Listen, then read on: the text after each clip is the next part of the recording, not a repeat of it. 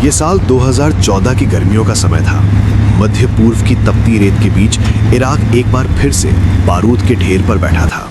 तिक्रित, जो कभी इराक के पूर्व तानाशाह सद्दाम हुसैन का गृहनगर हुआ करता था, अब एक नए और बेहद खौफनाक तूफान का सामना कर रहा था। इस शहर के बीचों बीच स्थित तिक्रित टीचिंग अस्पताल में दुनिया की भू राजनीति और खूनी जंग से बेखबर 46 भारतीय नर्सें अपनी ड्यूटी कर रही थीं।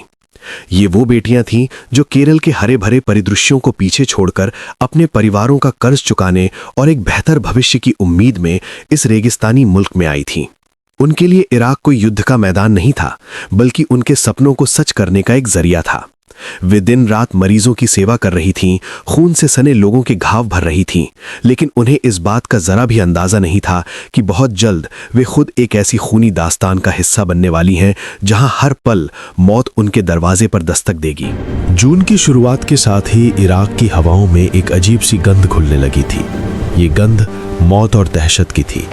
इस्लामिक स्टेट यानी आईसिस नाम का एक आतंकी संगठन, जो उस समय तक दुनिया के लिए एक पहेली था, अचानक एक खूंखार दानव का रूप ले चुका था। मोसुल शहर बिना किसी खास प्रतिरोध के आतंकियों के कब्जे में आ चुका था। इराकी सेना के जवान अपनी वर्दियां उतारकर और हथियार छोड़कर भाग रहे थे। ये खबर जंगल की आग की तरह फैली और जल्द ही तिक्रित के आसमान पर भी काले धुएं के बादल छाने लगे।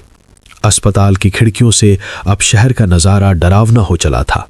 लगातार होने वाले बम धमाकों की गूंज और ऑटोमेटिक राइफलों की तड़तड़ाहट ने अस्पताल के शांत गलियारों को दहशत से भर दिया था। नर्सों के चेहरों पर जो मुस्कान कल तक मरीजों को ढांढस बंधाती थी, वो अब खौफ में बदल चुकी थी। जैसे जैसे आतंकी तिक्रित के करीब आते गए, अस्पताल का स्टाफ, स्थानीय डॉक्टर और यहां तक कि सुरक्षा गार्ड भी अपनी जान बचाकर भाग निकले। 46 भारतीय नर्सें उस विशाल, खाली और खौफनाक इमारत में बिल्कुल अकेली रह गईं।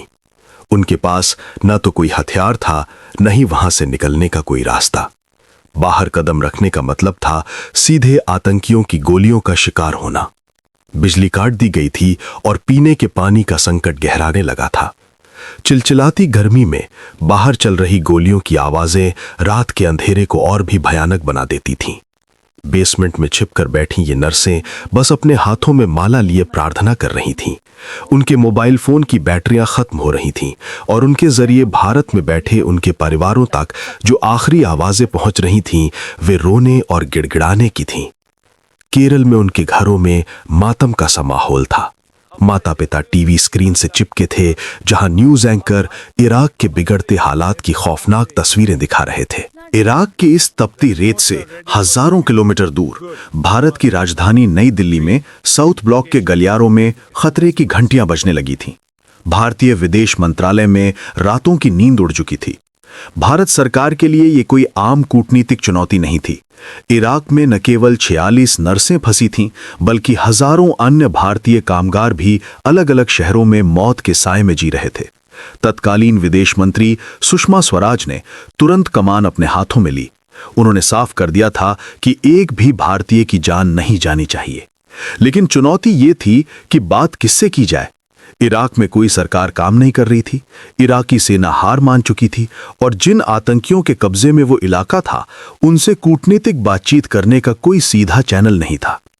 ये एक ऐसा युद्ध क्षेत्र था जहां कोई नियम काम नहीं करता था, कोई अंतर्राष्ट्रीय कानून लागू नहीं होता था। दिल्ली में एक क्राइसिस मैनेजमेंट ग्रुप का गठन किया गया। खुफिया एजेंसियों, राजनयिकों और सेना के शीर्ष अधिकारियों की लगातार बैठकें होने लगीं। हर घंटे की रिपोर्ट सीधे प्रधानमंत्री कार्यालय तक पहुंचाई जा रही थी। भारत के पास दो ही विकल्प थे, या तो सैन्य हस्तक्षेप किया जाए, जो कि दूसरे देश की संप्रभुता और वहां के जमीनी हालात को देखते हुए लगभग असंभव और आत्मघाती था, या फिर कूटनीति के उन छिपे हुए रास्तों का इस्तेमाल किया जाए जिनका उपयोग आमतौर पर नहीं किया जाता है। भारत ने अपने सबसे अनुभवी और तेज तर्रार अधिकारियों को मिडिल ईस्ट के देशों में भेजना शुरू किया। सऊदी अरब, संयुक्त अरब अमीरात, कतर और ईरान जैसे देशों के साथ बैक चैनल संपर्क स्थापित किए गए। मकसद एक ही था, किसी भी तरह से उन आतंकियों तक ये पैगाम पहुंचाना कि अस्पताल में फंसी महिलाएं कोई सैनिक नहीं हैं, वे निर्दोष भारतीय नागरिक हैं और उन्हें खरोच तक नहीं आनी चाहिए। उधर तिकरित के अस्पताल में हालात बद से बदतर होते जा रहे थे। खाने के पैकेट खत्म हो चुके थे और नर्सें एक एक बिस्किट और कुछ घूंट पानी पर जिंदा थीं। तभी एक दिन जिसका उन्हें सबसे ज्यादा डर था वो सच हो गया। हथियारों से लैस काले कपड़े पहने हुए आतंकी अस्पताल के भीतर घुस आए। उनके हाथों में मशीन गनें थीं और उनके नारों की आवाज से अस्पताल की दीवारें कांप रही थीं। नर्सों को लगा कि अब उनका अंत निश्चित है, लेकिन आतंकियों ने उन्हें गोली नहीं मारी। इसके बजाय उन्होंने आदेश दिया कि सभी नर्सों को उनके साथ चलना होगा। कहां, ये किसी को नहीं पता था। मौत का खौफ अब अपने चरम पर था, क्योंकि उन्हें जबरन बसों में बैठाकर अनजान मंजिल की तरफ ले जाया जा रहा था। बाहर की दुनिया में खबर फैल गई कि भारतीय नर्सों का अपहरण कर लिया गया है। दिल्ली में खामोशी छा गई और पूरे देश की सांसें अटक गईं। क्या भारत अपनी बेटियों को बचा पाएगा? ये सवाल हवा में तैर रहा था और इसी के साथ शुरू होने वाला था कूटनीति और साहस का वो खेल जिसका परिणाम किसी को नहीं पता था।